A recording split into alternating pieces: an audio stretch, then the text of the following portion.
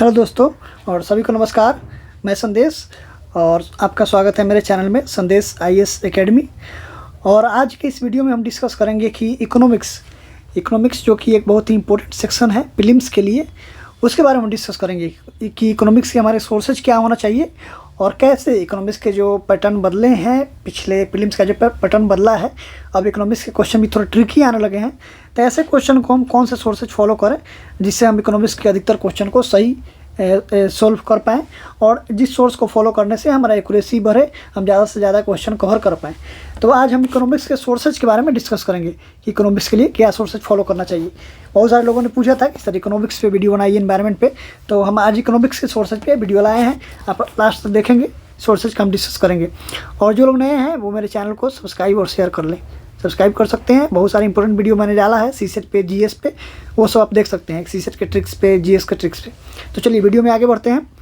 तो मैं पहला बता दूं कि अराउंड 15 से 16 क्वेश्चन जो लोग तैयारी कर रहे हैं, जो पेपर दे भी चुके हैं, उनको इस बात का आइडिया ज़रूर होगा कि इकोनॉमिक्स बहुत ही इंपॉर्टेंट है और हर साल 15 से 16 क्वेश्चन कम से कम इकोनॉमिक्स से आ रहे हैं। पहले ज़्यादा आते थे लेकिन अभी भी 15, 16, 17 क्वेश्चन तक आते हैं, तो इसको तैयार करना बहुत इंपॉर्टेंट है। दूसरा बात देखिए, कोई भी सिंगल सोर्स नहीं है। There is no single source to cover all the questions, so we have to follow multiple sources, but at the same time we should be selective while choosing the sources. कोई भी single source नहीं है जिससे हम पूरा economics को cover कर सकें। बहुत डायनेमिक सेक्शन है, इसमें बेसिक भी आते हैं, करंट भी का भी अच्छा खासा पोर्शन है। तो एक कोई सिंगल सोर्स नहीं है जिससे हम पूरा इकोनॉमिक्स कवर कर सकें, तो इसीलिए हमें कई सारी सोर्सेज फॉलो करना पड़ता है। बट हमें सिलेक्टिव होना चाहिए। जब भी हम बहुत सारे सोर्स फॉलो करते हैं तो सभी सोर्सों को कवर पढ़ने की ज़रूरत नहीं है। हम सिलेक्टिव होकर पढ़ेंगे और कम सोर्सेज, लिमिटेड सोर्सेज हमारे बहुत सारे होंगे लेकिन लिमिटेड होंगे। लिमिटेड रख के उसको बार बार रिवाइज करने की कोशिश करेंगे। तो देखिए सोर्सेज क्या हो सकते हैं। तो देखिए पहला जो हमारा सोर्स है फर्स्ट, वो है क्लास नोट्स। अधिकतर लोग कोचिंग करते हैं। जब भी आपने कोचिंग लिया है, किसी भी कोचिंग से, विजन है, बाजीराम से, किसी भी कोचिंग से आपने कोचिंग लिया है, तो क्लास नोट्स आपके बनवाए जाते हैं।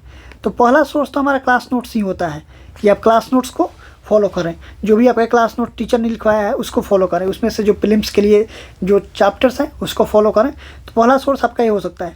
बाई चांस आपने कोचिंग नहीं लिया है या फिर आपके क्लास नोट्स नहीं है, तो उसके अलावा इसको क्लास नोट्स अगर नहीं है तो आप दूसरा जो सोर्स है, जो सबसे रिलायबल माना जा रहा है आजकल, अधिकतर बच्चे जो फॉलो करते हैं, दो सोर्स हैं इकोनॉमिक्स के लिए।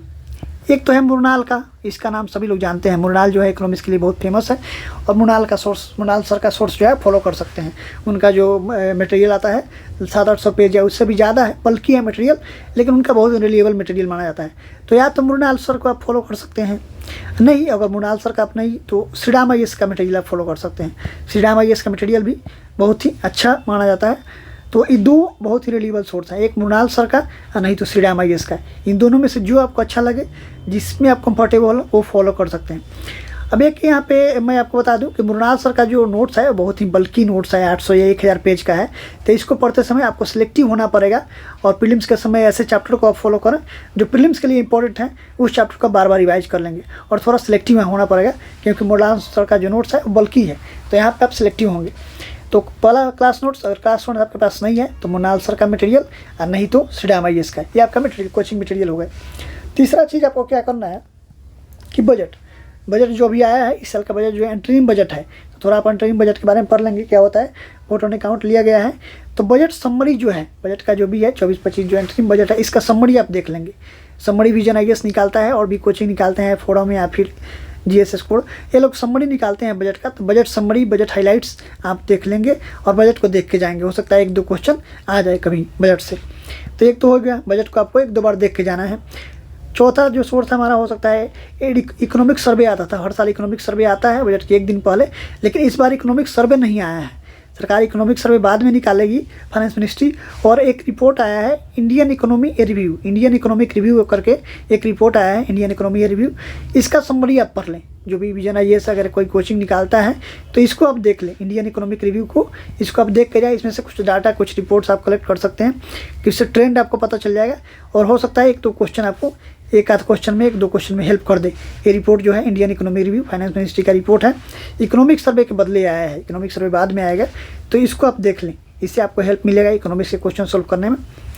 और पांचवा जो अंतिम सोर्स है करेंट अफेयर्स। इस सब के अलावा भी करेंट अफेयर जो है वो मंथली मैगजीन से कवर होते हैं, अधिकतर मंथली मैगजीन या फिर न्यूज़पेपर भी करंट आते रहते हैं, जिसमें RBI या फिर IMF, world bank, economic outlook ये सब आया है।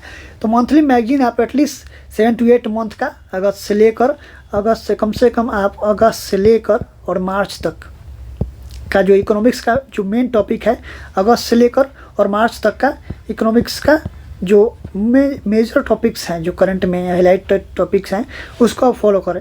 तो करंट अफेयर के लिए आप मंथली मैगजीन और न्यूज़पेपर को फॉलो कर सकते हैं। इकोनॉमिक्स रिलेटेड इकोनॉमिक्स का पेज भी आता है, उसको फॉलो करें न्यूज़पेपर में, और monthly magazine at least 7 to 8 month का, और वहाँ से जो इकोनॉमिक्स के करंट के टॉपिक हैं उसको आप मंथली मैगजीन से कवर कर लें। तो ये आपके सोर्सेज हो गए, आप इन सब सोर्सेज को फॉलो कर सकते हैं इकोनॉमिक्स के लिए। जैसे मैंने बता दिया, ये आपके सोर्सेज हो गए, ब्रॉड सोर्सेज। आप ये 4-5 सोर्सेज आप देख लेंगे कि आप किसमें कंफर्टेबल, ये सोर्सेज हो गए।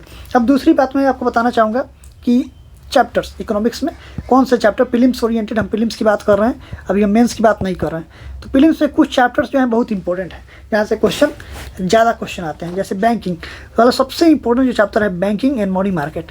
यहाँ से ऐसा देखा गया कि हर साल कम से कम 3 से 4 क्वेश्चन और कई बार 5 क्वेश्चन भी आते हैं। तो बैंकिंग, मनी मार्केट ये सबसे इंपॉर्टेंट चैप्टर है। यहाँ से 4 से 5 क्वेश्चन हर साल आते हैं, तो इसको आप अच्छे से कर लेंगे, जिस भी सोर्स से करें अच्छे से रिवाइज करेंगे। कैपिटल मार्केट, इस बार सेबी का रोल बहुत चर्चा में है, अडानी का जो केस हुआ था उसके कारण भी। तो कैपिटल मार्केट से कई बार 1-2 क्वेश्चन देखे जाते हैं, तो कैपिटल मार्केट को भी आप अच्छे से कर लेंगे। इंफ्रास्ट्रक्चर इन्वेस्टमेंट ट्रस्ट से क्वेश्चन पिछले बार पूछा गया था, इंफ्रास्ट्रक्चर इन्वेस्टमेंट ट्रस्ट, तो ये सब जो है कैपिटल मार्केट से रिलेटेड है। तो पहला बैंकिंग मनी मार्केट, दूसरा कैपिटल मार्केट, इसको भी आप अच्छे से कवर करेंगे। तीसरा फॉरेन ट्रेड, इंडिया का एक्सपोर्ट इंपोर्ट क्या है, और मर्केंडाइज एक्सपोर्ट क्या है, सर्विसेज एक्सपोर्ट क्या है, इंपोर्ट क्या है, ट्रेड डिफिसिट क्या है, ये सब कौन से सबसे एक्सपोर्ट में होने वाली कौन सी वस्तु सबसे ज़्यादा है, सबसे ज़्यादा कौन सी चीज़ें हैं जो इंपोर्ट हम करते हैं, एक्सपोर्ट डेस्टिनेशन कहाँ हम सबसे ज़्यादा एक्सपोर्ट, तो ये सब फॉरेन ट्रेड से रिलेटेड। अब फॉरेन ट्रेड को थोड़ा डिटेल में पढ़ लेंगे। फॉरेन ट्रेड पॉलिसी भी आया है, फॉरेन ट्रेड पॉलिसी 2023 में क्या क्या स्कीम लाए गए हैं, तो फॉरेन ट्रेड पॉलिसी के बारे में थोड़ा बहुत आप पढ़ लें। फॉरेन ट्रेड पॉलिसी 2023 हो सकता है इससे क्वेश्चन आ जाए, तो फॉरेन ट्रेड पॉलिसी थोड़ा आप देख लेंगे। और फॉरेन एक्सचेंज फिर इसी से रिलेटेड है, फॉरेन एक्सचेंज और FDI, इंडिया का फॉरेन एक्सचेंज कितना है, और FDI के बारे में थोड़ा आप देख लेंगे, FDI कितना बढ़ा है और क्या है, कौन से देश से ज़्यादा FDI आया है, तो ये भी इंपॉर्टेंट है।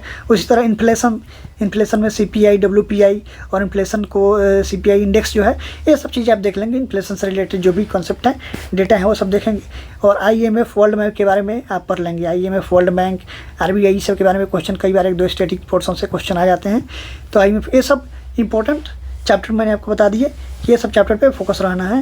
ये सब इंपॉर्टेंट चैप्टर्स हो गए, और तो ये सब पे आप फोकस करेंगे। और देखिए, और आपको सावधानी रहने वाली बात क्या है कि कीप योर सोर्सेज लिमिटेड। मैंने सोर्सेज बता दिया है, 4-5 सोर्सेज हो गए, लेकिन इसमें कवर टू कवर नहीं पढ़ना है। मैं बता दूं कि आपको लिमिटेड रखना है, आपको डिफाइन कर लेना है कि मंथली मैगजीन में भी सारे टॉपिक नहीं पढ़ने हैं। एक और बता दें, मंथली मैगजीन में सारे टॉपिक इंपॉर्टेंट नहीं होते हैं, तब कुछ सिलेक्टिव टॉपिक्स ही पढ़ने हैं मंथली मैगजीन में भी। तो सोर्सेज को लिमिटेड रखें, don't read cover to cover किसी भी सोर्स का नहीं पढ़ना है, सिलेक्टिव होकर पढ़ना है। मंथली मैगजीन में भी 40 से 45%, 50% इंपॉर्टेंट होता है, तो इस बात को ध्यान में रखेंगे। सिलेक्टिव होकर पढ़ना है और इंपॉर्टेंट चैप्टर्स को टारगेट करना है। फिल्म्स के जो इंपॉर्टेंट टारगेट्स हैं उसको टारगेट करना है। और तो ये सब आप ध्यान में रखेंगे, और अभी आप फिल्म्स पे ही फोकस रहेंगे। मेंस का भी टॉपिक आप कवर ना करें, ज़्यादा से ज़्यादा फिल्म्स को कवर करें, और एटलीस्ट आप कोशिश करें कि 2 बार रिवाइज करके जाएँ। जो भी आपके इकोनॉमिक्स के सोर्स जाएँ उसको फिल्म से पहले 2 बार रिवाइज करके आप एग्जाम देने जाएंगे। तो मुझे लगता है कि ये सब करने से आपका इकोनॉमिक्स का सेक्शन अच्छे से कवर हो जाएगा। और जो लोग मेरे चैनल पर नए हैं वो इसको शेयर एंड सब्सक्राइब कर लें। और मैंने बहुत सारे इंपॉर्टेंट वीडियोज़ बनाया है CSET को लेकर, GS के लेकर, ट्रिक्स एंड लॉजिक्स को लेकर, और ऐसे इंपॉर्टेंट वीडियो आगे मैं लाता रहूँगा। तो मेरे CSET वाला वीडियो, GS वाला वीडियो आप देख सकते हैं, बहुत ही इंपॉर्टेंट है। तो मिलते हैं अगले वीडियो में, सभी को नमस्कार।